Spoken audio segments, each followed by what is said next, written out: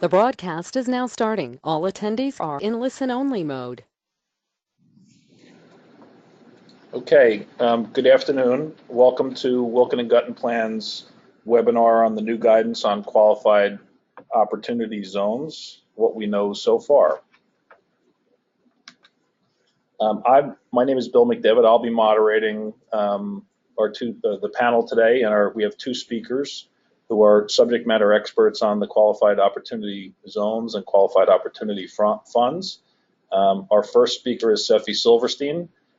She heads up the real estate group, and our second speaker is Len Nitty, who is a member of the real estate group as well as being a partnership expert. First, a little bit of housekeeping. If you have any difficulty with hearing or anything else, please use the question pane. And if you have any questions that you'd like to have answered, please also use the question pane to put those questions to us. We may not be able to answer every question because there are many people signed up and logged on for this webinar. If we are unable to get to your question during the webinar, we will reach out to you directly and try to respond to your question. For those folks that are looking to get CPE or CLE for today's webinar, please make sure that you answer all the polling questions that are posted. There will be 4 questions throughout the webinar. Please make sure you respond to those polling questions and also complete the survey that will be emailed to you after the presentation. If anyone wants to go back and see the material or hear the webinar again, we will have the material posted and the webinar or recording of the webinar posted on our website for some period of time, probably at least a month or so. Speaking of polling questions, polling question number 1 is really so that we can just have a baseline understanding for where the audience is with respect to their level of understanding of this subject. So polling question number 1 is, please indicate your understanding of the opportunity zone rules. A, limited, B, moderate, C, extensive, or D, none.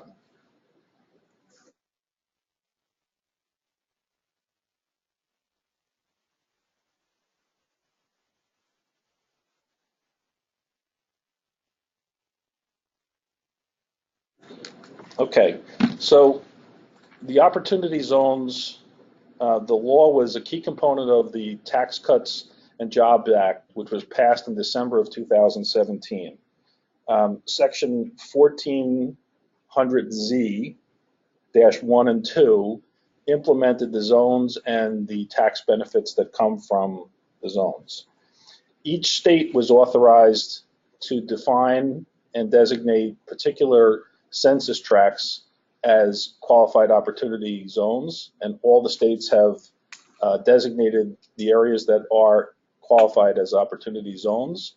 Later in the presentation, we will be directing you to some links that have interactive maps for New Jersey, Pennsylvania, and New York, just because of where we're located. You can find almost any other state with a quick Google search. And the law was designed to attract capital and investments into economically distressed areas by virtue of giving a tax incentive for doing so. So what is these basic incentives? Seffi will be talking about these in more detail later, but basically, if a taxpayer has a capital gain, normally they have to pay tax in the year that they receive that gain. However, if they make a timely investment into a qualified opportunity fund, and the qualified opportunity fund makes timely deployments of those funds into qualified opportunity zone property, then the original gain realized by the taxpayer gets deferred. It later can also be reduced depending on timeframes, and ultimately, one of the big prizes here is that the investment by a taxpayer into a qualified opportunity fund, if the fund is held more than 10 years, the capital appreciation on the qualified opportunity fund will escape tax completely, federal tax that is. So this is a really attractive new provision, particularly for people that hold portfolios of marketable securities or other property that may give rise to capital gains. In the past, someone who realized a capital gain that was not real property had a difficult time of, if at all, being able to defer or exclude that gain. This presents really the first opportunity for folks with marketable securities gains to take advantage of these provisions for tax deferral. Folks that are primarily invested in real estate have had the option in the past and continue to have the option going forward of doing what's called a 1031 like-kind exchange. As I mentioned, that's still available, and we're going to get into more details on the differences between the opportunity zone option and the 1031 option in more detail later in the presentation. And for many real estate families, they may find that using the like-kind exchange Section 1031 role is probably going to be a better option for them. But what this will do, the new opportunity zone rules will create funds or pools of capital that can be used and deployed into deals that are done in the opportunity zones. So this pool of capital will be a new source of capital to fund those deals. So the tax law has been around for 10 months, since December of 2017. So what's new? So what's happened recently is on October 19th, the Treasury released the first set of proposed regulations. And we're going to get into this in more detail, but those proposed regulations clarified many things. Right now, we're within a comment period where Treasury is accepting comments from taxpayers and advisors where the rules may have been fulfilling on certain issues, but maybe not quite fulfilling on others. And then ultimately, there'll be a hearing in Washington, D.C. on these proposed regulations on January 10th, 2019. Most proposed regs are legally do not provide a basis upon which taxpayers can rely upon them, but these regs are differentiated in that Treasury has provided that you can rely, taxpayers can rely on these proposed regs until something else is promulgated. On the same day that the proposed regs were issued, Revenue Ruling 2018-29 was also released, and that ruling relates to the tax incentives on improvements to real property and get into more detail about what is original use and what is substantial improvement.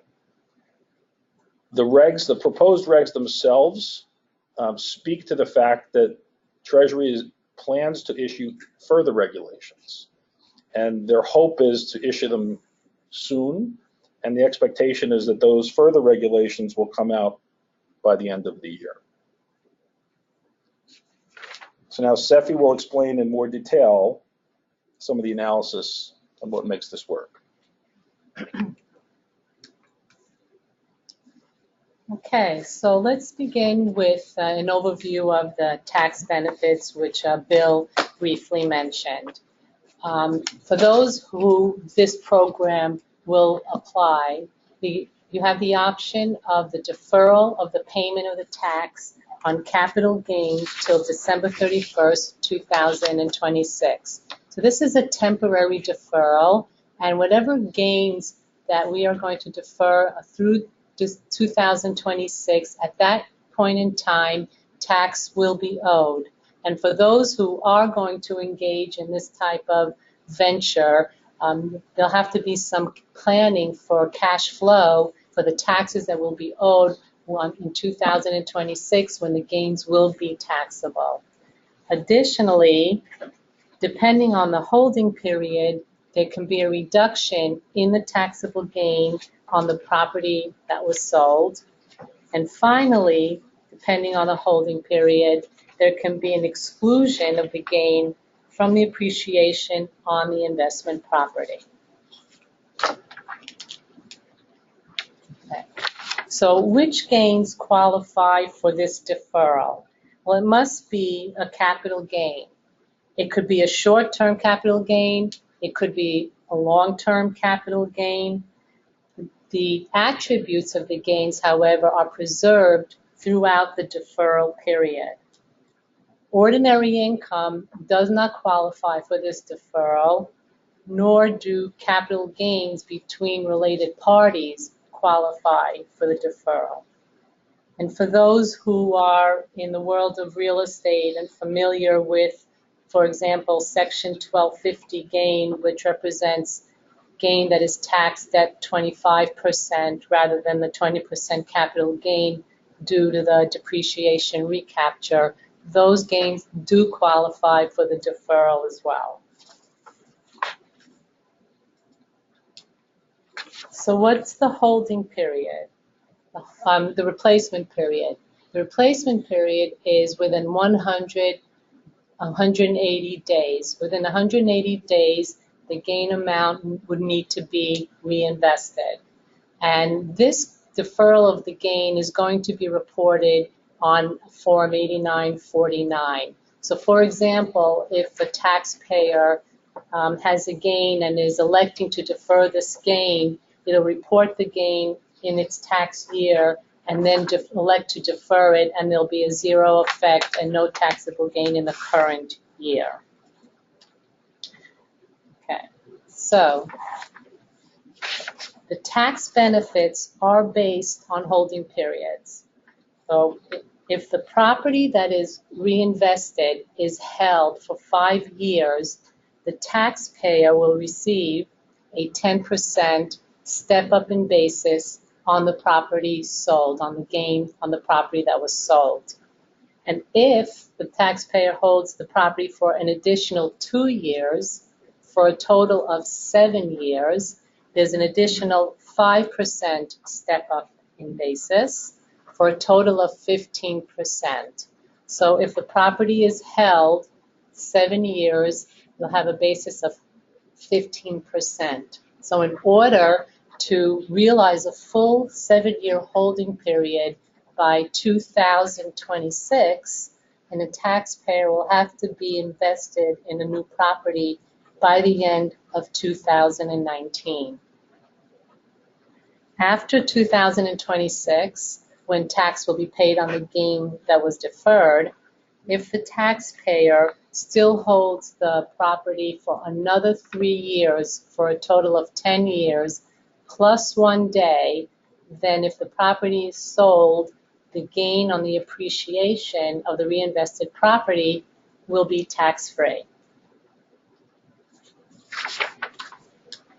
So let's run through a simple example just to see how the concepts work. So assume there's a sale of a capital asset, and that could be the sale of stock, the sale of goodwill upon the sale of business, and the sale of real estate as well. And let's assume the sale occurs on December 31st, 2018 for a total sale price of $15 million. So, and let's assume that the cost basis of your asset was $5 million and a capital gain is realized to the amount of $10 million. Absent this opportunity, you would pay tax on $10 million. So let's say that within the 180-day rollover period, which is June 30th, 2019, the taxpayer makes an investment in a qualified opportunity fund of the gain amount. Again, it doesn't have to be the full sale price, just the gain amount. And let's look at the holding periods. So the first holding period is a 5-year holding period. And if you're still holding the property 5 years later, on July 1st, 2024, you receive a step up of 10% of the gain. And in this case, it's 10% of 10 million. And now you have a basis of 1 million with a gain of 9 million. If the property was sold on July, anytime after that, in that year, you would pay tax on 9 million, not on your original 10 million gain. If the property is held for an additional 2 years, and now you're 7 years holding your property, you get another step up of 5% of the 10 million gain. You have another additional basis of 500,000. You've received basis of 15% to the tune of $1.5 million, and your gain is now reduced to $8,500,000. Now we're in 2026, and that gain is taxable, and the taxpayer will pay tax. Now, we don't know what the capital gain rates are going to be when we file the tax returns on April 15th, 2027, but if we assume a 20% capital gain rate and a 3.8% surtax on investments of a total of 23.8%, then we're looking at a tax of $2 million and change based on $8.5 million and not on the $10 million. Okay? Now, what if the taxpayer or partner wants to invest the full $15,000, not necessarily just the 10, then we have sort of a mixed bag within that reinvestment. But only the portion pertaining to the 10 qualifies for all of these deferral benefits, not the excess balance. Okay, so that was 2 of our 3 holding periods, and now let's go to our 3rd holding period. So we're still holding the replacement property, and 10 years and a month later, on August 1st, 2029, we sell the property that we invested in for $17 million. So what's the basis of our property to calculate the portion that's taxable? We received basis of $1 million because we held it for the first 5 years. We were then granted another 5% basis of $500,000. In 2026, we paid tax on the remaining gain, which gives us basis. So we now have a full basis of $10 million. In this example, we sold the property for $17 million, and we now have a gain of $7 million, and there is no tax, federal tax due on this gain.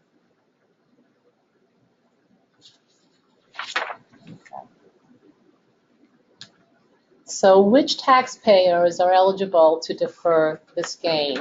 Any taxpayer that is required to report a gain can defer the gain, and those include individuals, partnerships, C corporations, including REITs, S corporations, descendants estates, and trusts.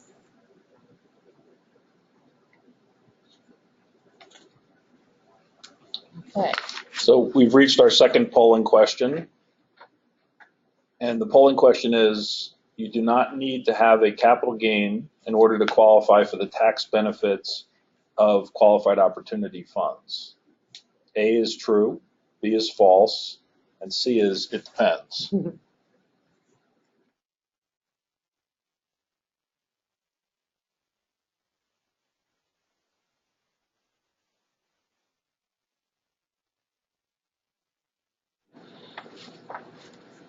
So we get that question often.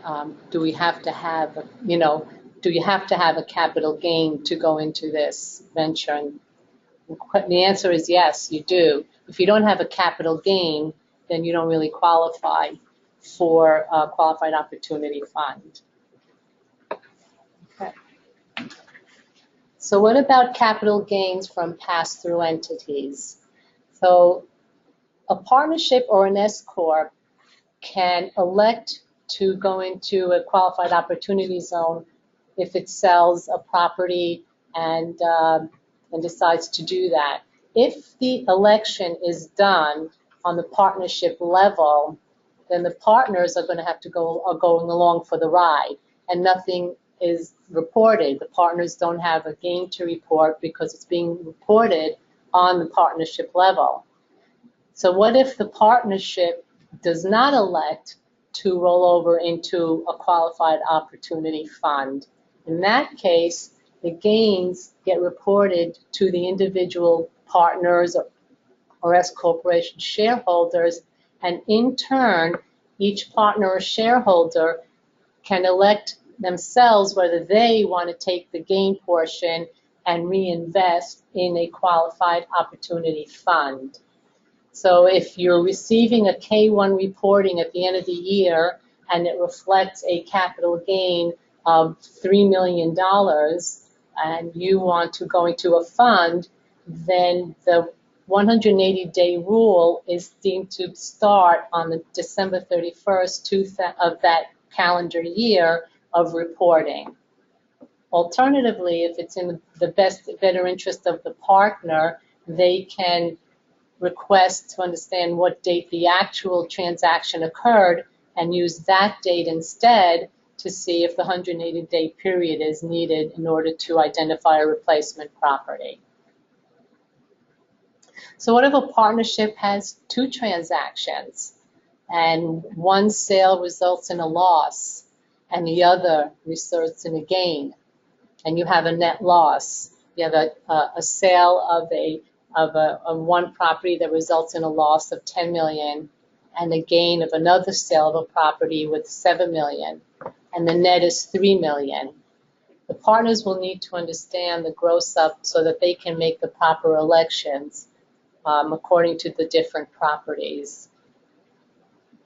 The reporting by partnership, this is going to be quite enhanced this coming year. Is there going to be a lot of information that's going to have to be reflected so the partners can make their respective decisions on how to proceed with capital gains that they're being allocated.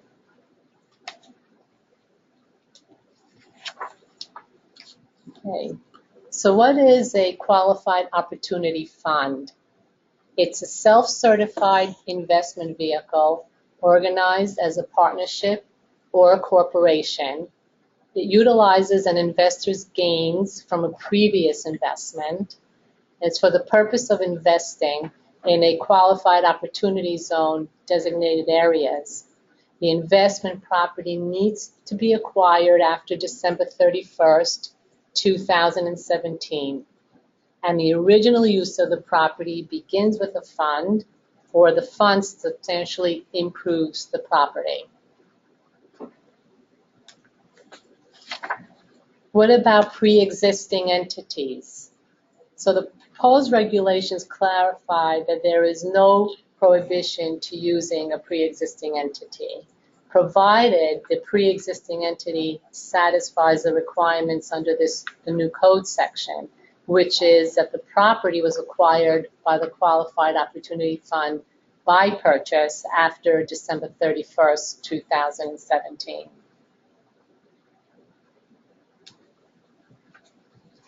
So do you have to obtain approval by the IRS? You do not. Funds will self-certify that they are a qualified opportunity fund. The IRS has a draft form of Form 8996 that will be attached to the tax return, either the corporate or the partnership return. And those returns must be filed timely, including extensions. So the qualified investments, the fund can invest in either a partnership interest, can invest in corporate stock, or direct investment in a qualified opportunity zone business property.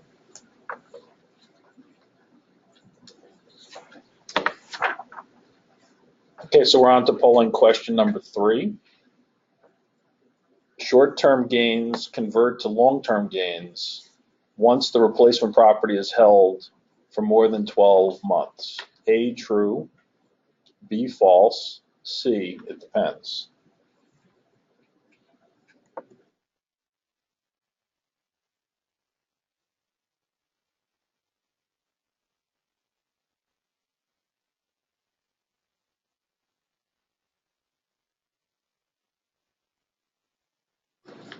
So the answer to polling question number 3 is that is false.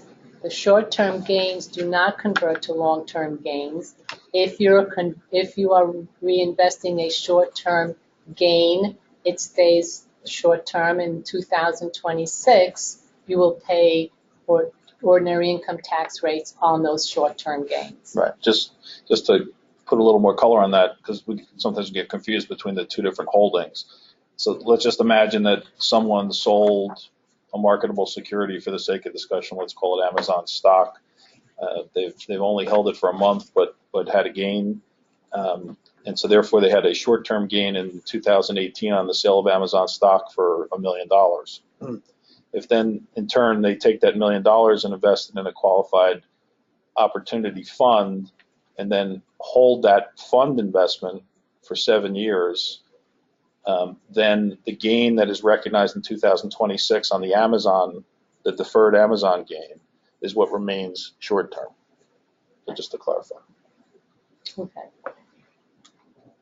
So here are the links to some of our list, to New Jersey, New York, and Pennsylvania. In New Jersey, there are 169 tracts that are designated as opportunity zones. This will be a live link if you go to the site and pull up the resource that has a copy of our webinar. So you'll be able to, you don't have to jot these things down, you'll be able to just pull them up off the link. Okay. Great, thank you, Sefi. So as Sefi said, a qualifying opportunity fund could reinvest in one of three things. It could reinvest in a partnership interest of a qualified trade or business within the zone. It could reinvest in the corporate stock of a qualifying business in a zone, or it could reinvest in qualifying opportunity zone business property directly, and that's what we're going to talk a little bit about now. So what is this qualified property? It's tangible property used in a trade or business, could be real estate or could be tangible personal property, acquired by the purchase from an unrelated party. They want to avoid some related party churning rules and trying to generate some gains to take advantage of this by selling to a related party and then using the related party to essentially set up a zone. Has to be acquired after December 31st, 2017. And the original use in the qualified opportunity zone commences with the taxpayer. Or you potentially could have a substantial improvement to property that's acquired. And you have 30-month period after acquisition to improve the property. And what does that mean? If you're buying real estate and you're going to substantially improve it, and there's a building there, the additions to the basis must exceed or equal the adjusted basis of the property at the time when it was acquired by the qualified opportunity business or the qualified opportunity fund.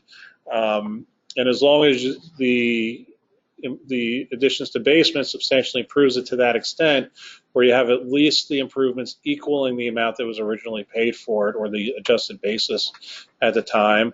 When it comes to land, the IRS gave a relatively favorable conclusion in that you can carve out the cost of the land in determining whether or not you have a substantial improvement.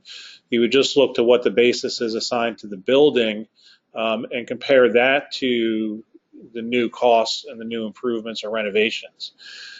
One other thing that you have to be cognizant of here is that in addition, in order for this to qualify when you're acquiring tangible personal property for one of these qualifying trades or businesses, the property has to be used during substantially all of the use of the property by the qualifying opportunity zone has to be done within the qualifying opportunity zone. So what does this mean? Bill said earlier that we have this law, we have some regulations, but there's still a lot of questions to be answered. The service did not give us an answer to what does substantially all mean for this particular test in the code. We're going to have to wait and see what that is. It has given a definition for other subsections of the code and the regulations as to what substantially all means. But this is an example of one of those questions that's still going to have to be answered for us. So Lenny, we just have, I think a lot of people are thinking about these rules here, and the acquired after December 31st, 2017 date is a key element, and this substantially improved is a key element. And as you pointed out, we get the benefit of not having to count the land for that substantial improvement test. So just to take an example, if someone acquired property after December 31st, 2017 for $3 million and the land was worth... Can I have you table that for 2 slides? Oh, sure. And then we'll get into a pretty good example that'll illustrate that exact question. Sure. So moving forward with what else could be considered qualified property, working capital could potentially qualify. You have to do a few different things for working capital to not be disqualified from being a qualifying investment. One thing is you have to designate in writing that the funds are for the acquisition, construction, and/or substantial improvement of tangible property in the zone. You must have a reasonable written schedule for the ordinary startup costs of the trade or business that may be incurred. And the funds must be spent within 31 months, consistent with how they were designated in your documents. So it's important to be thinking about this up front if you're going to have some working capital or you're not immediately spending the funds. But there are timelines where you can have working capital in place and exhaust those funds, assuming that you're doing this stuff for a qualifying purpose. Now we're going to get to the example that Bill was starting to tease out. Taxpayer A recognizes an $8 million gain, which A invests into a qualifying opportunity fund. The qualifying opportunity fund purchases land for $4 million, which has a building on it for $1 million, and the qualifying fund incurs costs of $3 million to rehab and improve the building. Does this qualify as a substantial improvement? I think this is where you were going with the question.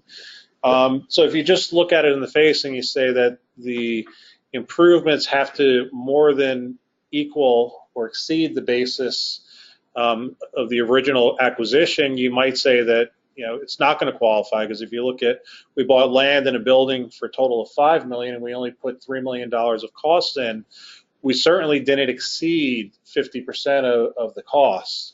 But because we got the favorable guidance regarding the land, this is something that would qualify, because now we're just comparing the $3 million of improvements to the original cost of the building of $1 million, because we don't have to account for the cost basis of the land. Hopefully that answers the question. Dead on. Perfect. So in this example, you really would only have to improve costs of $2 million, correct? One. You'd have to get one or more. $1 million. One or more. $1 million. Right. One. So what is a qualified opportunity zone business? It's a trade or business in which most or all of the personal property or tangible property, whether it's real estate or personal, is owned or leased by the taxpayer in a qualified opportunity zone. And at least 50% of the income derived from the active conduct of the trade or business within the opportunity zone. Good news here, we have a definition of what substantially all is within the regulations. So what is substantially all the property in the zone? For purposes of this test, it's a 70% threshold.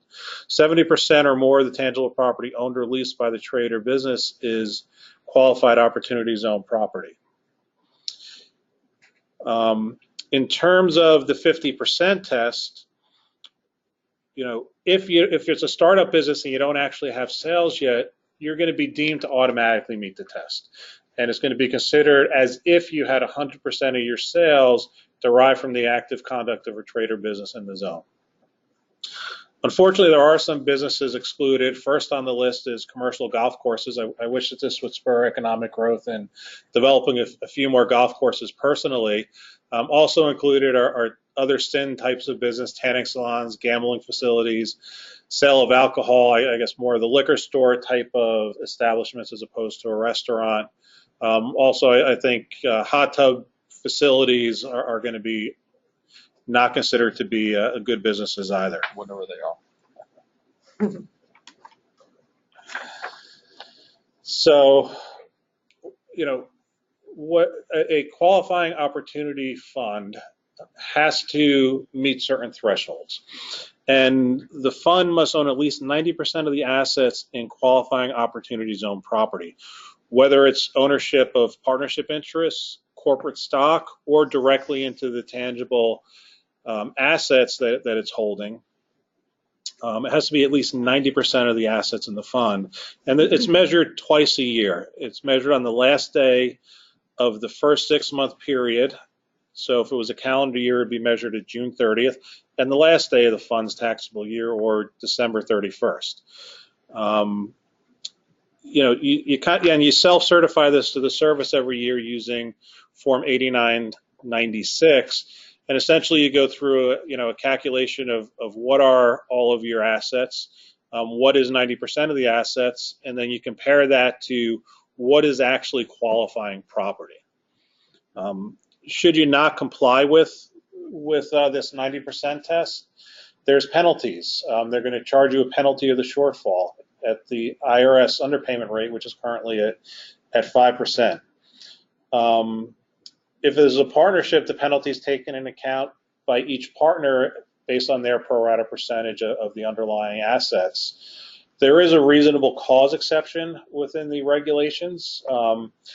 We don't have a definition or examples of what reasonable cause may be, but there may be another potential out if there were zoning issues or perhaps something else came into play that prevented or delayed some of those assets from being implemented. So now we're going to talk a little bit about differences between 1031 exchanges and qualifying opportunity fund investments. So first, to talk about 1031 exchanges, I think a lot of real estate owners and other business owners are pretty familiar and comfortable with what a 1031 exchange is. It gives you a deferral opportunity where if you sell property, you're going to reinvest it in similar property. You're going to be able to defer the gain, and you can continue to defer the gain. There's no price to pay at a certain point in time until you have a taxable disposition. The plan for a lot of real estate owners is you're going to continue to do 1031s on the same property until at some point, hopefully far into the future, the owner passes away, and then whoever inherits that gets a step up in the basis, and then they could sell it at low or almost no capital gain. Bill, from an estate planning perspective, I think 1031 has been pretty favorable. What's your experience been with? I mean, for legacy real estate families, 1031 has worked nicely. As you're going to point out, that has some different cons versus the opportunity fund, but what you don't have with a 1031 is the ultimate tax to pay in 2026.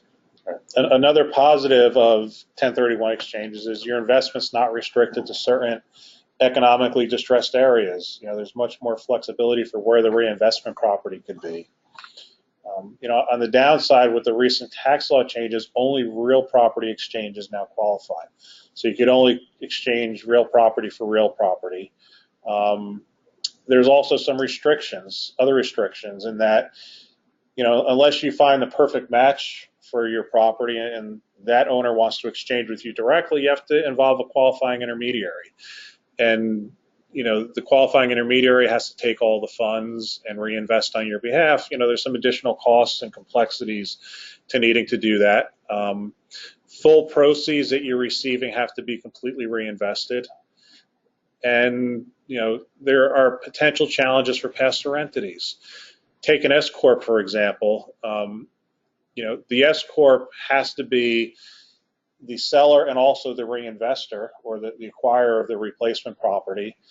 And, essentially for it to be a non-taxable event, all of the shareholders have to be on the same page. You can't, do a partial 1031 exchange and only give the gain in an S Corp context to those that are exiting the investment.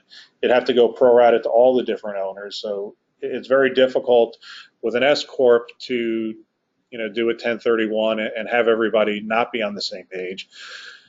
Partnerships have similar issues, although there's some planning opportunities with partnerships where if you have enough time, you can perhaps do something with a tenancy in common arrangement to divvy up the property beforehand to allow for partners to go their separate ways, but you have the same challenges in play. It's difficult to accomplish a 1031 exchange when not all partners or shareholders are on the same page. So what about qualified opportunity funds? So a lot of pros here. as Bill said, the intent of this legislation was really to hopefully spur economic growth in some of these distressed areas. First positive, only the gain needs to be reinvested. So if you're receiving proceeds that are return of basis, you could take that off the table where you can't do that in a 1031 exchange immediately. Maybe better for new construction and rehabilitation projects. With a 1031 exchange, everything is defined and enclosed in a 180-day window of opportunity to get it done. So you'd have to acquire the replacement property and complete the construction within 180 days for it to qualify. You don't have that same tight restriction with a qualified opportunity fund because you get the 30-day, I'm sorry, not 30-day, but 30-month window of opportunity for making substantial improvements to qualifying property. The type of reinvestment is also much less restrictive because it doesn't have to be a real estate for real estate. It can be real estate for partnership investment. It can be corporate stock into a real estate investment through a qualifying fund. So there's a lot more flexibility in terms of what the reinvestment can be, or the gains that can be deferred. Much more flexibility for pass-through entities here. I know Steffi mentioned earlier that you almost have two bites at the apple, where the partnership, S corp, state, or trust can make the determination at their level. Otherwise, it gets passed through, and the partners or shareholders have a second opportunity to make a election to defer under a qualifying opportunity zone investment. You also have the potential for a permanent exclusion of the future appreciation, and you get certain basis step-ups after 5 and 7 years. So on the con side, your investment has to be into one of these specified zones in an economically distressed area. The initial gain deferral is only temporary. At some point, you have to pay tax on the majority of that. And it takes a much longer commitment to get the full tax benefit. So if you have to stay in for 10 years in order to get that step up when you sell down the road to exclude the future appreciation of the project. That brings us on to some state level implications.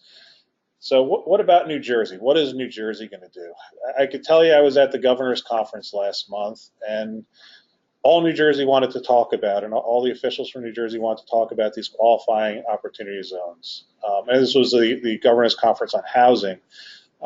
They think it's the greatest thing. They seem to really be buying into that this is going to solve a lot of the problems in some of these economically distressed areas in New Jersey. And it was pretty interesting. They think it's a wonderful opportunity. You could tell that there was some reservations that they had, that they really needed the cities and the localities to get on board to move some of these projects forward quickly so that they can attract the capital that's going to be available to invest in some of these projects. Then Steffi and I earlier this week were at a Rutgers real estate event that Senator Cory Booker spoke at, and he was telling us all the great advantages and how he envisions these qualified opportunity zones are going to help New Jersey. And the New Jersey Redevelopment Authority was also there, and they're also excited about it. And they're going as far as trying to do some matchmaking and finding qualifying projects and introduce them to fund owners to help direct some of those funds and make it nice and easy to invest in New Jersey. So the question becomes, what will New Jersey do from a tax policy perspective? Will New Jersey follow the federal exclusions and deferrals? Historically, New Jersey has allowed for, deferrals of gain, whether it's under 1031 or similar vehicles. What they haven't allowed for is exclusions of gain that the federal government has allowed, and they've made you pay tax on that at whatever point you would have otherwise recognized it for federal purposes. And, this brings us to an interesting policy question, Bill. If New Jersey's truly all in on these qualifying opportunity zones, would they do something potentially a little bit differently and not decouple from some or all of what the federal government's done for us? Yeah, I think in theory, New Jersey is all in on this. In reality, I'm not so sure the state can afford to pass up on the tax and the timing of the tax. So I'm not sure I would expect, maybe I'll be surprised, hopefully I will be surprised, I'm not sure I expect New Jersey to follow this, but you never know. Yeah, it'll be interesting because it could potentially put New Jersey in a disadvantage compared to a state like New York, which has decided not to decouple from what the federal government is allowing for. So, and that's only locally because again, these funds. I'm not talking about self-created funds, but these larger funds that are aggregators of these deferrals. They can invest anywhere in the country. So those funds can deploy, in states that not only have an appropriate income tax conformity, but also may have appropriate regulatory systems that can allow projects to move quickly. Because the timelines that we have here for, say, a real estate project, while 30 months is nice, it can pass very quickly in the state of New Jersey as you're trying to get projects approved and move through the pipeline of the regulatory process. So, New Jersey, if they want their fair share of this, and it sounds like they do, they're going to have to be responsive on a couple of levels. Yeah, and then we have some other states that we're going to have to wait and see what happens with. Not all states conform to federal law. Like Pennsylvania. Pennsylvania has its own set of laws, and what's Pennsylvania going to do? It'll be interesting to see how all these states react to this and what true opportunity do they see. But we'll find out all that out in the very near future, I imagine. So that brings us to polling question number 4, and Bill, I'll turn it back over to you. Okay. In the future, which would you more likely consider for an exchange of real estate? 1031 exchange, qualified opportunity fund, or it depends on the transaction? I'll give you a minute.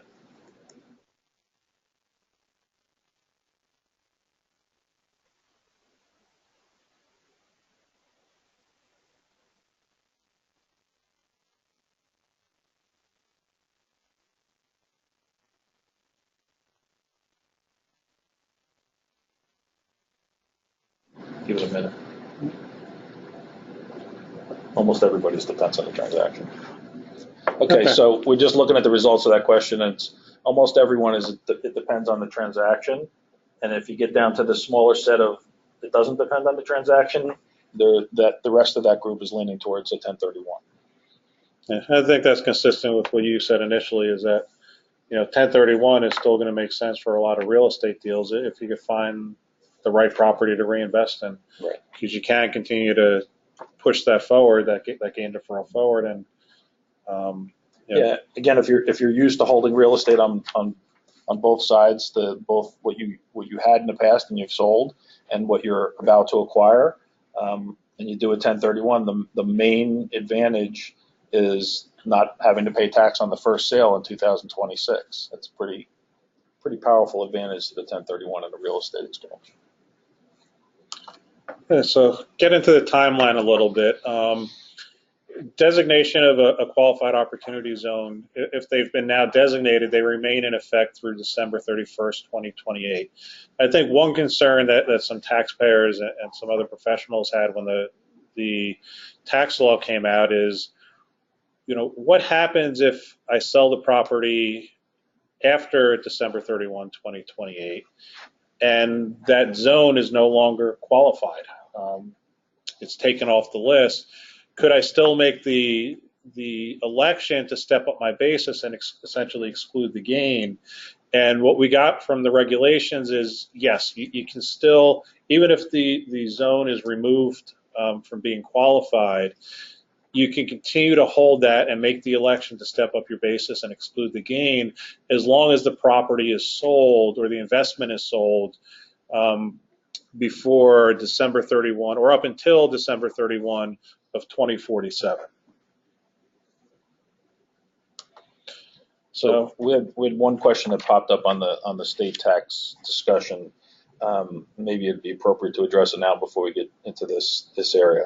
So someone is asking the question that if you invest in a qualified opportunity zone in New Jersey, are you losing out on the federal benefits of the whole program?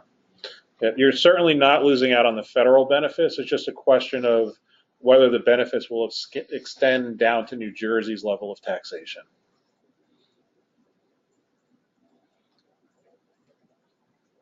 So, as we said, there's still some holes in the law and the regulations, and there's a lot of unresolved issues.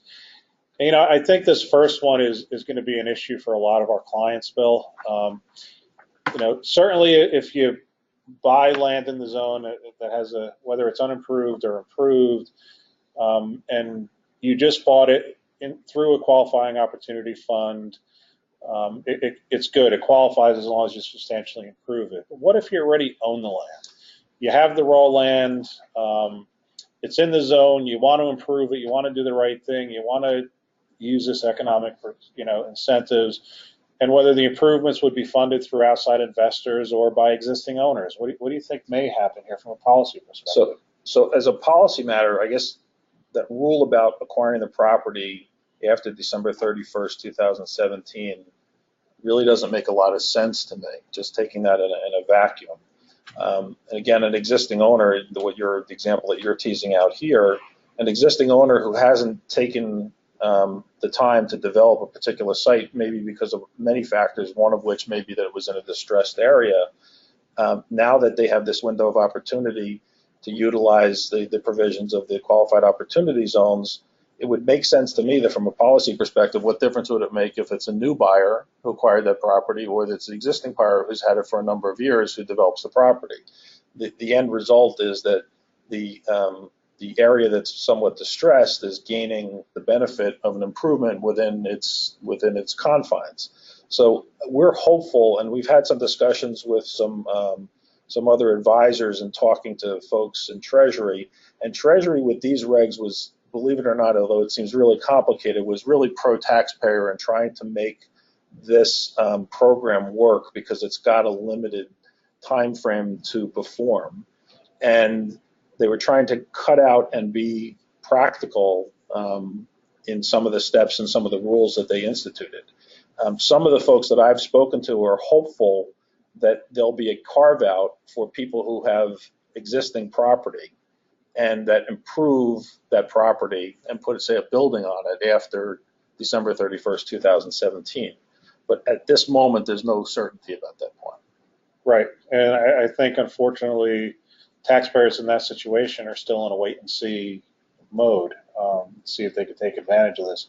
And hopefully we get that question answered either through new regulations by the end of the year or once, the comments period and the hearing is for the existing proposed regulations, and it gets addressed at some point favorably for taxpayers. Again, at the risk of repeating myself, Treasury has shown themselves to be practical and an attempt to make this program work. So hopefully things like this, if they hear about it in the questions during the question period and hear about it during the hearing, that they may make some movements in that direction. So another unresolved question that'll have to be addressed is what happens, you're investing in these qualifying opportunity zones, you're buying qualifying property, and the property qualifies for depreciation, and you take depreciation over X number of years, and you recover the costs, and then you get to the point where you've held it for 10 years and you're going to sell the property, and you qualify for this, election to take a step up in basis. Will the government allow us to double dip here and step up the basis back to the original cost so that you don't pay any gain, or will there be some level of carve out potentially to recapture depreciation that was previously taken? It'll be interesting to see how they rule on that. I haven't really heard anything one way or the other in terms of how they're leaning, but that's another potential issue that's out there, and it'll be interesting.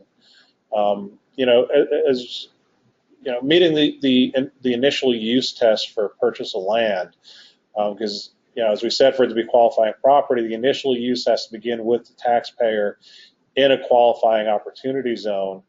That's not possible for land. Land's always been there. It was there and used, no matter how lightly, well before this concept of a qualifying opportunity zone was ever there.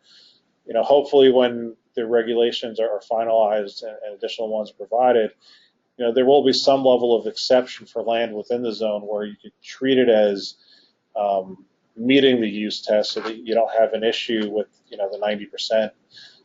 90% test for funds. We teased this out earlier. What does substantially all mean? This is generally an undefined term in a number of areas of the law, in the regs, with the exception of one where they gave a clear definition. I don't know that we're going to, if they'll extend that same definition throughout the legislation, or if they're going to tweak it slightly depending upon what the test is. And another important thing is what events could happen or that would cause decertification or expiration of the gain deferral. We know there's a penalty for the fund not properly investing all of its assets in qualifying property. Will there be a threshold where if the fund dips below that, it could actually decertify it and accelerate the gain? I'm not sure. We'll have to see what the IRS gives us when they write the final regulations. So any other unresolved issues you see, Bill? I see a number of them, but I'm not sure that we have the time to go into that. But one of the things we wanted to point out in terms of the timeline to get a deal done, because again, assuming a real estate deal is being going to be the qualified opportunity zone property, that 30-month period is a pretty narrow time frame within which to get things done. Hopefully the towns and governing bodies will wake up and fast track things that happen to be in those zones to allow taxpayers to take advantage of these provisions in the new tax law. But one of the things you can do to create a little bit of additional time is that if I had a marketable securities gain today, if I invested that money, let's say $1 million gain on a sale of marketable securities today, and if I turn around and invest that in a fund today, then the fund would have to deploy that money within 30 months of today. If instead I have 180 days to put the money into a fund, if instead I waited 179 days and then put the money into a fund, then the fund has to deploy that money within 30 months of the receipt of those funds. I've in effect extended that 2.5-year period to a 3-year period, and I could be thinking about and working on the approval process as we go along. So that pretty much wraps up our timing for today. We thank everyone for joining us. We are going to forward by email to everyone who attended today's seminar a link to this slide deck and a link to the recorded webinar.